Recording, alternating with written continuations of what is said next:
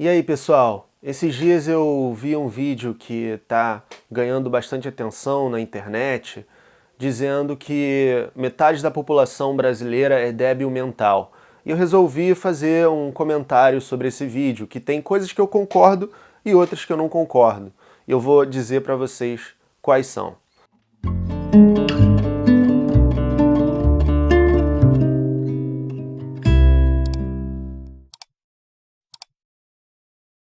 Bom, vamos lá então assistir ao vídeo, se não me engano, é de um youtuber que é um professor para pessoas que querem passar em vestibular, em medicina, focado aí nessas áreas da medicina, da biologia, da química. Então vamos assistir aqui o vídeo do Pedro Assad. Você sabia que mais da metade da população brasileira é considerada débil mental? Já ouviu falar disso? Eu fiquei sabendo recentemente, né, vi numa palestra do professor Pierluigi. Mais da metade dos brasileiros, eu suspeito que seja mais ainda, é considerada débil mental. Tem problema intelectual grave, tá? Eu não tô falando aqui, pelo amor de Deus, não tô falando aqui da galera que tem mesmo alguma condição, né? Tipo, tem algum transtorno mental. Tô dizendo que as pessoas que você pensa que são normais, que você esbarra com elas todo dia, que você conversa com elas, talvez as pessoas da sua família, seus amigos, talvez você mesmo, tenham um problema mental grave, né? Que é falta de inteligência crônica. Saber desse dado, saber por que isso acontece, é uma vantagem que poucos têm. Eu tenho essa vantagem, eu já sabia disso, já conhecia isso, e eu conheço várias pessoas que têm essa vantagem também. E se você não tiver, você vai acabar sendo passado pra trás, você vai acabar ganhando menos dinheiro, você vai acabar conseguindo ter uma vida menos feliz. Então, eu vou te contar nesse vídeo por que isso acontece, tá? Primeira coisa, por que a maior parte esmagadora da população brasileira tem um problema brabo na inteligência, tá? Primeiro motivo de todos, saneamento básico. Falta de saneamento básico, ok? Então, olha que coisa triste, né? Olha que bosta, né? A maioria das pessoas, a maioria das crianças, né? Elas moram num ambiente que não tem esgoto tratado, que não tem saneamento básico, quer dizer, o esgoto passa na porta delas, o esgoto de cocô, mijo de rato, tudo isso fica ali perto da casa dela, tá? Só que o cérebro se forma majoritariamente nos primeiros anos de vida. Então, até 1 ano, 2 anos, 3 anos, 4 anos. É ali que tá a maior formação, o maior desenvolvimento, a coisa mais importante do desenvolvimento cerebral tá nesses anos iniciais da vida, tá? É óbvio, o cérebro se desenvolve sempre. Mas nada é tão importante, nada é tão crônico quanto esse desenvolvimento inicial. E o que acontece se você tiver verminose, se você tiver episódios de febre sinistros, longos e não tratados? O que acontece se você está exposto a bactérias bizarras? O que acontece se você não tem nutrição adequada? Se você não come proteína, se você não tem alimentação decente na infância? Você está condenado a ter um cérebro pior. Pra sempre. Pra sempre. Olha que loucura, olha que irresponsabilidade dos nossos governantes, né? Então aqui nessa parte inicial do vídeo ele fala muito de fatores do ambiente, da sua criação e como que esses fatores te influenciam, fatores que enquanto você é um bebê, uma criança, estão muito além do seu controle.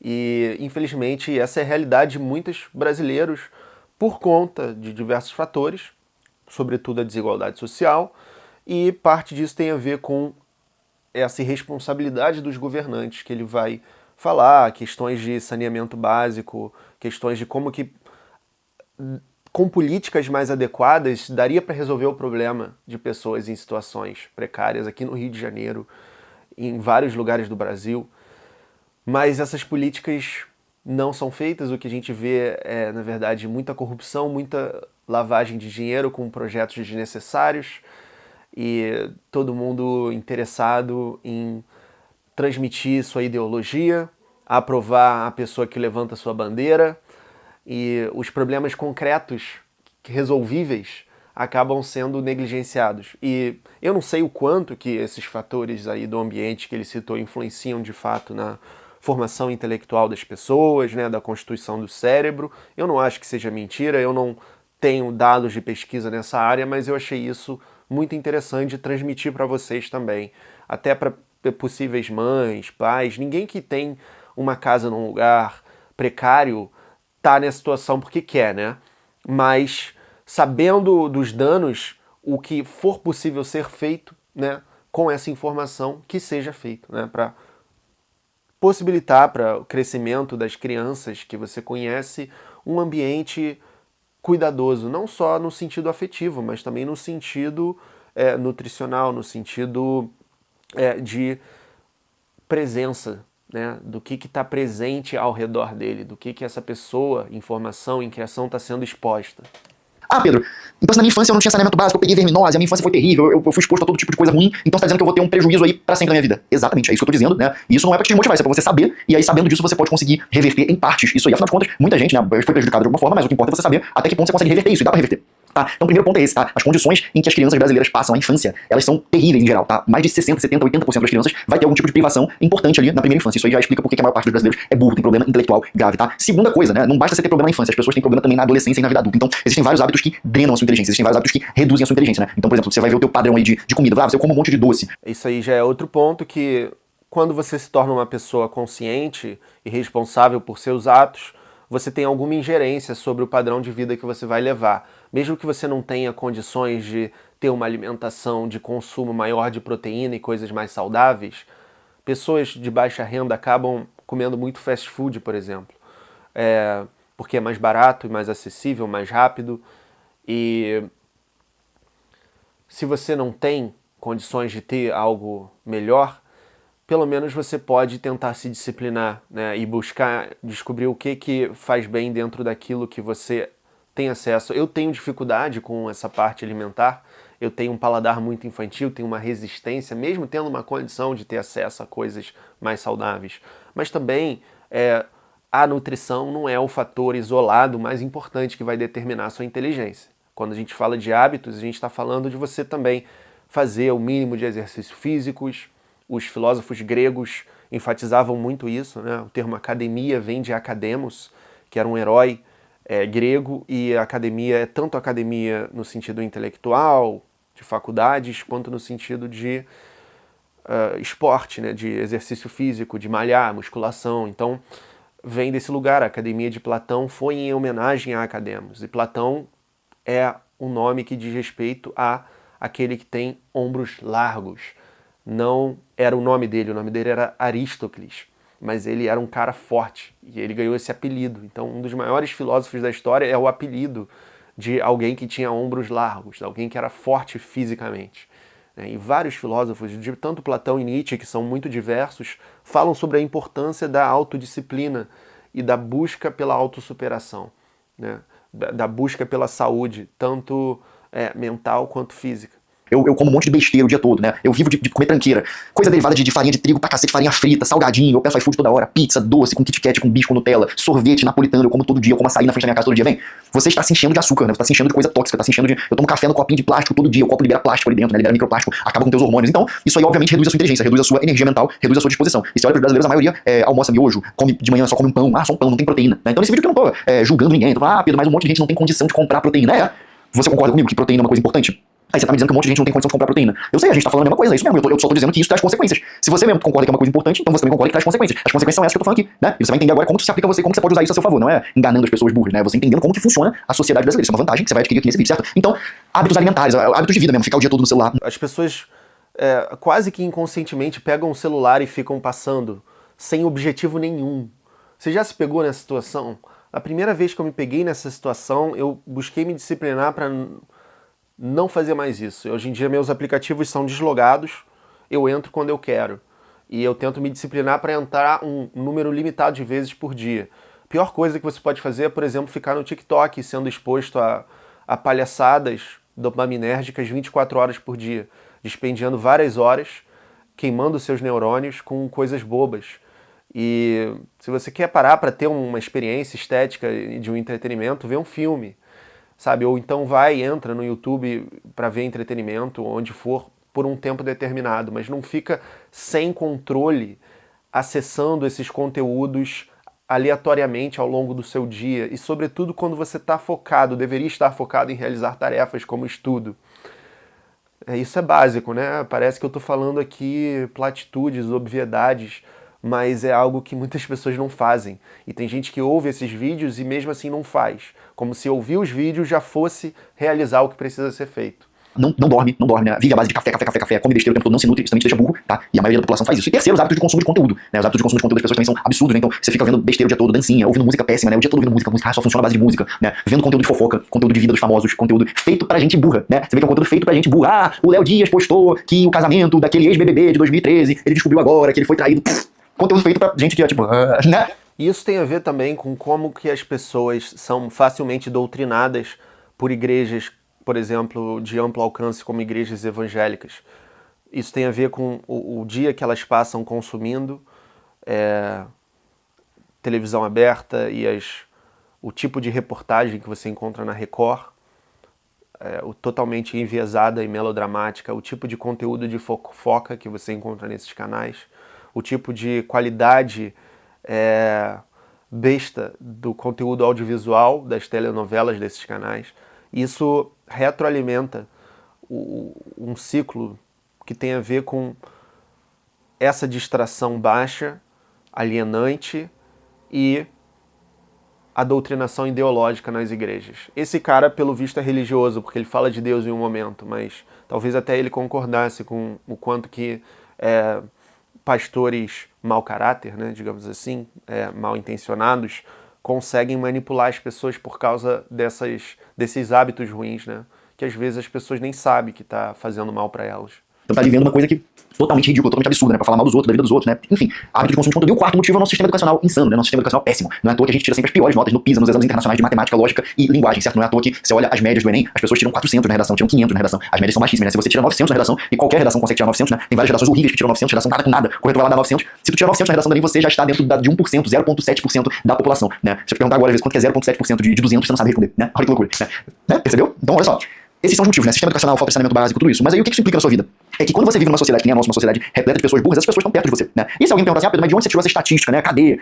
Cadê o estudo que mostra que 50% dos brasileiros têm problema mental, né? Meu filho, né? Olhe a sua volta, né? Olhe os comentários de qualquer discussão na internet, olha o jeito que as pessoas falam, olha o jeito que as pessoas pensam, olha o nível da linguagem das pessoas, olha o jeito que elas comentam, olha como que elas reagem às coisas, né? Você vai ver que no Brasil as pessoas reagem simplesmente assim, elas têm um clube, Tudo que não for desse clube não presta e é uma bosta, e tudo que for desse clube presta, né? Então, eu sou desse clube aqui, eu sou desse grupo, eu sou da esquerda. Então, tudo que é vermelho é bom, tudo que é sobre liberação disso é bom, tudo que é sobre é bom, tudo que vem dessa pessoa é bom, e tudo que não vem é horrível, tudo que fala sobre é horrível. Ah, não, eu sou da direita, então tudo que é azul eu gosto, tudo que fala sobre arma eu gosto, tudo que fala sobre bater eu gosto, tudo que fala sobre direitos humanos eu odeio. Aí é a questão da abordagem tribalista que o brasileiro tem tido com relação à cultura e à política. E é realmente muito danoso, assim, quando você não pode dialogar com alguém que tem uma opinião diferente da sua. Você só dialoga com quem está na sua própria bolha. E eu não acho que isso vem das redes sociais, eu acho que isso se manifesta nas redes sociais, mas não só nela. Eu acho que vem das pessoas mesmo. E eu acho que tem muito ressentimento envolvido, tem muito orgulho, tem muita falta de compromisso com a verdade. E eu gosto de...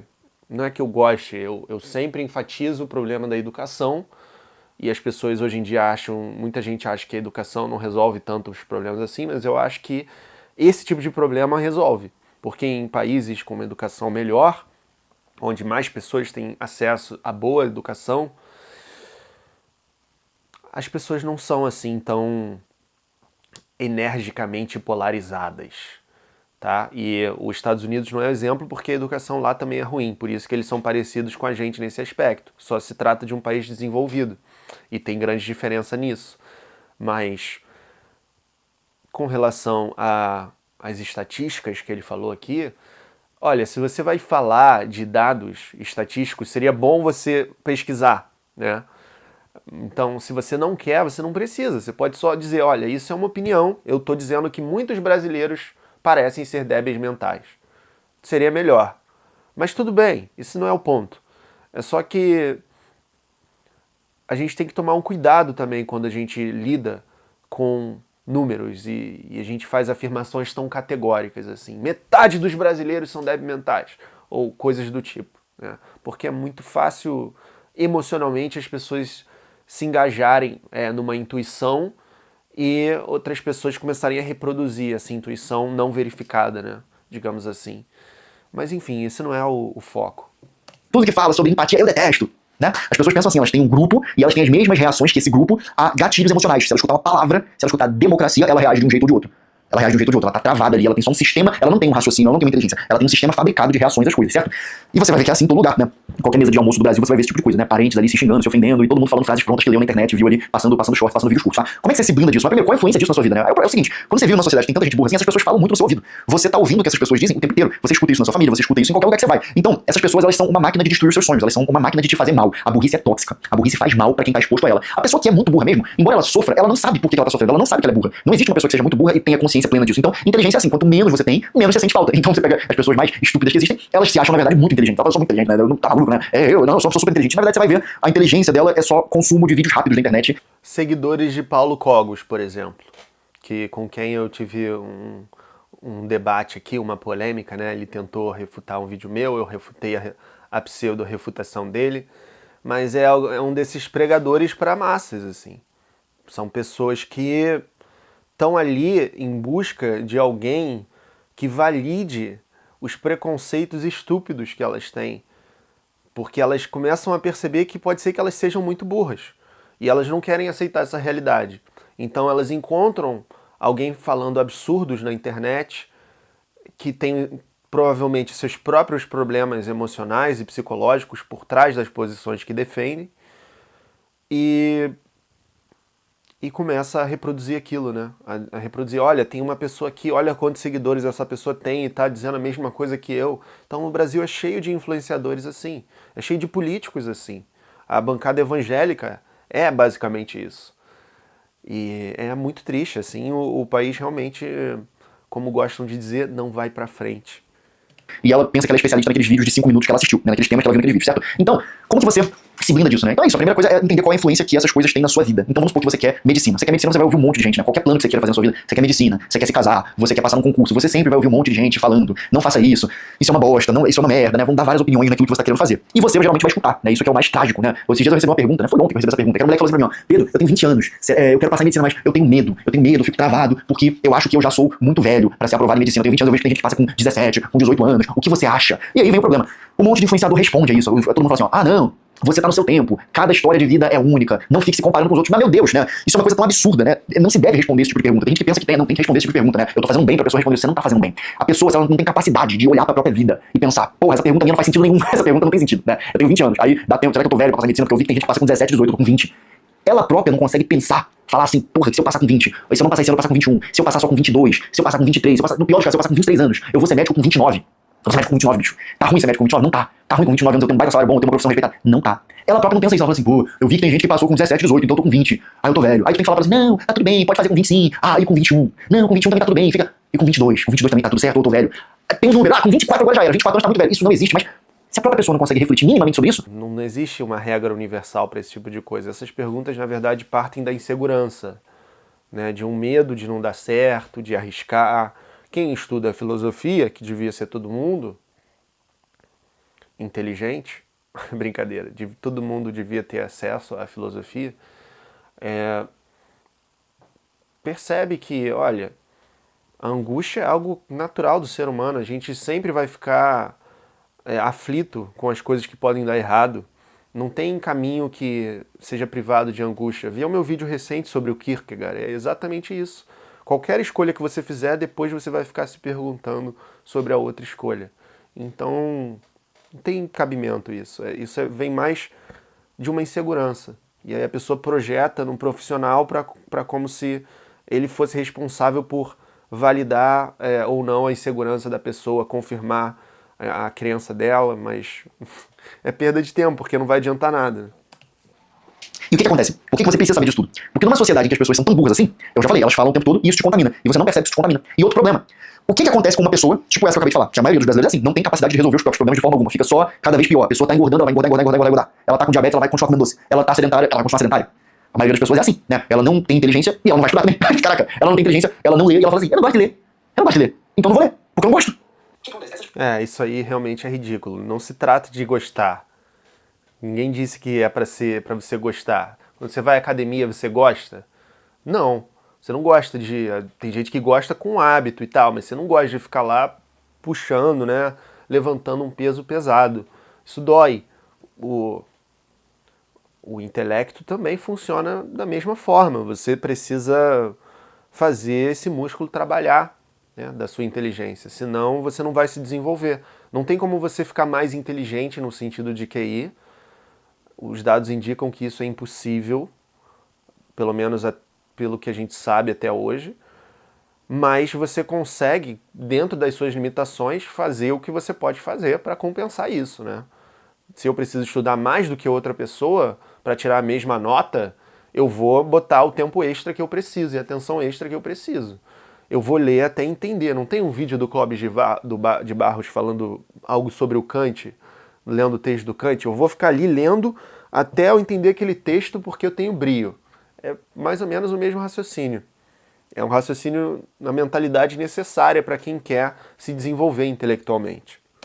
O que acontece? Essas pessoas, elas se tornam pessoas invejosas, Então você vê que a maioria das pessoas se reúne o tempo todo pra falar mal da vida dos outros, pra ficar apontando defeito, pra ficar reduzindo conquistas. Então a pessoa invejosa, ela logo depois se torna ressentida. O que é a pessoa invejosa? É a pessoa que odeia o bem, odeia ver os outros felizes, odeia as conquistas dos outros. Ela sabe que a amiga foi promovida, que a amiga emagreceu, ela fica ressentida com aquilo ali, ela não gosta. Mas o que é a pessoa que realmente tem ressentimento? O ressentimento, ele é o avanço da inveja. Quando a inveja não é tratada, quando você não admite que você é invejoso e que você despreza a felicidade dos outros, você vai se tornando uma pessoa ressentida. Uma pessoa ressentida, ela odeia o mundo.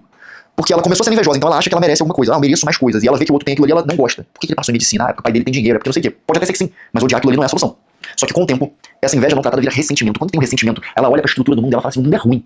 O mundo é horrível. Nada no mundo presta. Então imagina a pessoa que tá agora falando que medicina tá saturada, que medicina não presta, não façam medicina, não façam faculdade, não façam nada, né?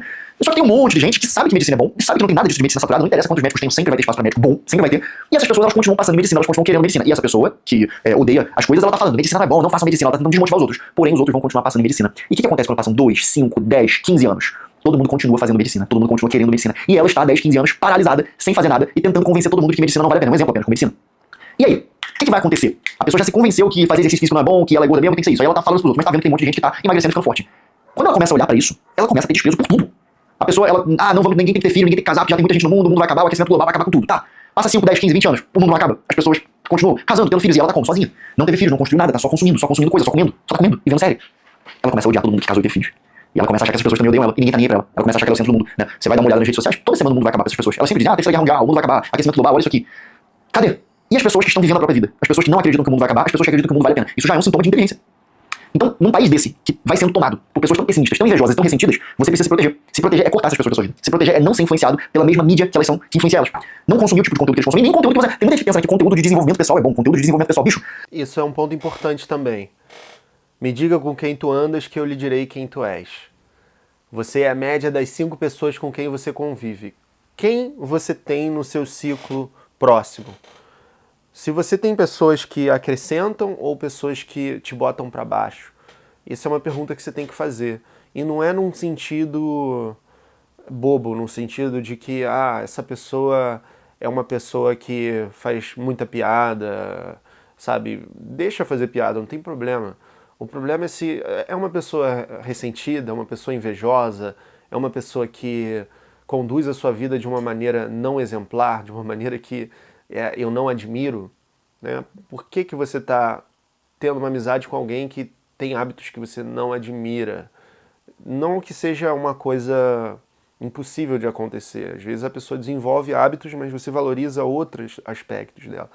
Mas já é um sinal para você prestar atenção em algumas coisas, né? Porque você é influenciado também. E também pelas coisas que você consome. Hoje em dia, parece que eu já tive decepções com amigos, com pessoas que eu costumava ter algum tipo de relação, e eu vi como que existe muita inveja mesmo, muito ressentimento, motivando os comportamentos das pessoas, umas com relação a outras, a conquistas de outras, a como você vai tratar a outra pessoa. E o ego tem um livro do Ryan Holiday, né, que é O Ego é o Inimigo. Ele é realmente um participante muito poderoso nas interações sociais humanas. Um vídeo que te promete que vai acabar com a tua procrastinação em 2 minutos, ele tá simplesmente reforçando a sua procrastinação. É um vídeo para procrastinadores que não vão mudar, que vão continuar procrastinando. Procrastinação é um estilo de vida, é uma burrice crônica, é um descontrole da própria vida, da própria disciplina. Todo mundo passa por isso, eu também procrastino. Mas agora, você acha que a solução disso tá num videozinho de 2 minutos? Cabe agora com a procrastinação agora, é só clicar aqui e assistir. E o cara te dá qualquer dica, você não, é a regra do caderno, é a regra dos 2 minutos. É um problema muito mais profundo que requer uma solução profunda. Às vezes vai requerer, às vezes é problema de alimentação, às vezes é problema de exercício físico, às vezes é problema comportamental, às vezes precisa de TCC, pode ser um monte de solução. Mas não é um videozinho de 2 minutos. Então, consumir conteúdo feito pra gente burra é uma coisa que te emburrece. Bom, a minha bateria da câmera acabou, infelizmente, acontece. Tô gravando esse finalzinho do vídeo aqui no meu computador mesmo. E comentando essa questão do ressentimento, da inveja, isso é algo que é muito tematizado pelo Nietzsche. A gente viu isso aqui no curso Nietzsche, nos membros do canal. Como que o ressentido é aquele que vai buscar, vai inventar um tipo de moral para culpar o outro, né? Porque ele não consegue se afirmar como o outro, né? Essa é a visão do Nietzsche sobre o assunto, mas a gente pode olhar para isso de um jeito muito prático, assim. A pessoa, ela não consegue lidar com o seu sucesso. E você, quando alcança algum nível de sucesso, você vai ver haters aparecendo, ou pessoas que você achavam que eram seus aliados e que na verdade não são. né? Porque eles não conseguem lidar com o seu sucesso. E eu passo por isso, né? Eu passei por isso e pessoas que eu considerava amigos, enfim, pessoas que eu considerava que tinha certa relação, depois eu tive surpresas desagradáveis e que tem a ver com isso, com o meu trabalho, com o meu sucesso. E você tem que ser fiel a si mesmo, né? Ao seu si mesmo, que é uma coisa que tá sempre, que você tá sempre em busca. Assim, quando a gente olha, por exemplo, para intelectualidade brasileira, para área de humanas, sobretudo, para o meio acadêmico, que eu faço parte, por sinal, a gente vê muito a promoção de um discurso de que tá tudo sempre horrível, que o mundo é horrível e a culpa geralmente é do capitalismo. E o problema para a sua miséria é causado pelo outro. Né? As pessoas têm dificuldade em assumir responsabilidade. E principalmente intelectuais, assim, pessoas que deveriam ser um exemplo, né? Mas agora a gente vê muito essa crítica vaga, né? E seguido de uma inatividade que tem a ver com o Homem do Subsolo de Dostoiévski, que é um intelectual que não faz nada, que só reclama do mundo e que mergulha no seu poço de autodesprezo. Né? Ele não é ativo, ele é totalmente passivo e se regozija com esse sentimento de ojeriza que ele tem por si mesmo e pela sociedade.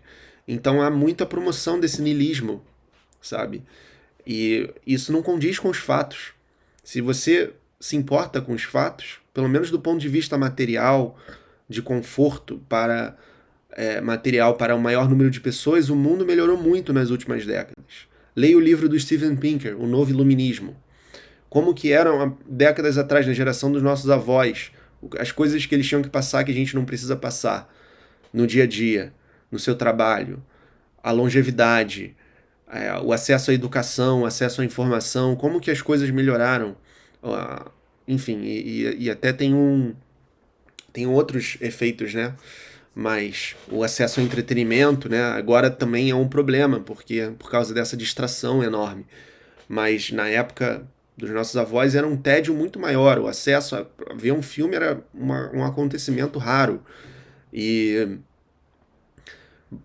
sem falar nos tempos anteriores, né? Quando as pessoas viviam em regimes que não eram republicanos, regimes de monarquia, regimes que tinham escravidão, né? Regimes que tinham institucionalizado a opressão das mulheres, as mulheres não podiam votar, enfim, vários outros problemas que o progresso histórico, com o trabalho árduo e longevo de diversos autores, de diversos tempos, de uma tradição liberal, a gente conquistou, né? Ele não pode ser assim tão difamado. Peraí, tem fatos sobre isso. Vamos lembrar dos fatos antes de dizer que o mundo está horrível no pior sistema possível. Não. Tem sistemas que foram tentados e que são piores, tá? Mas todos são problemas, né? Como são problemáticos, como dizia o Churchill sobre a democracia, né? É horrível, mas só acontece de ser menos pior do que todos os outros sistemas.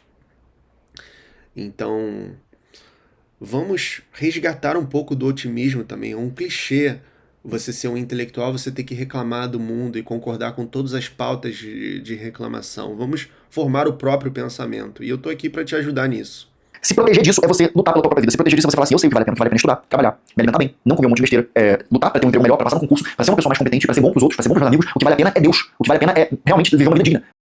Agora ele cometeu uma falácia, né? Por você considerar todas essas outras coisas benéficas e que você pode fazer pesquisa e ver que é mais benéfico para o seu bem-estar, para a sua saúde, você levar um estilo de vida saudável, consumir alimentos saudáveis, fazer exercícios.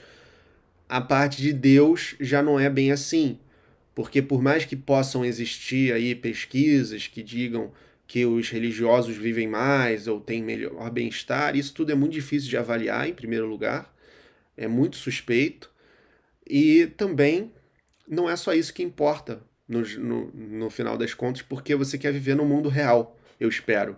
Então, se a verdade é importante para você, viver alegrezinho numa mentira é um desperdício de uma vida, né? É uma dependência emocional, não é saudável no final das contas. Então, botar Deus na história não é tão simples assim, ok? Além disso, as pessoas que falam de Deus ou que ficam repetindo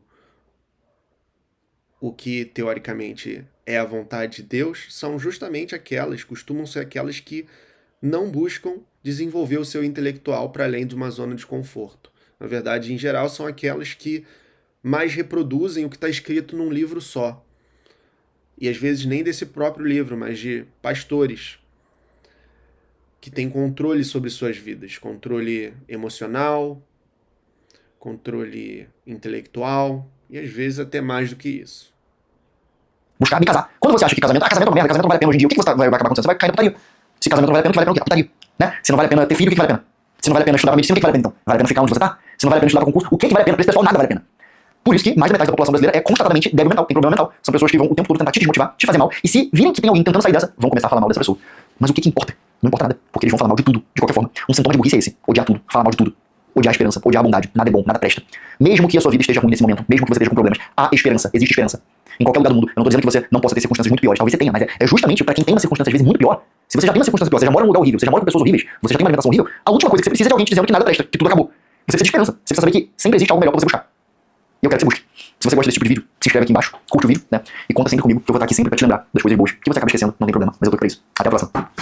Então eu espero que você tenha gostado desse vídeo. Deixa aí sua opinião sobre tudo que foi comentado. Quero saber o que você pensa e a gente se vê em breve.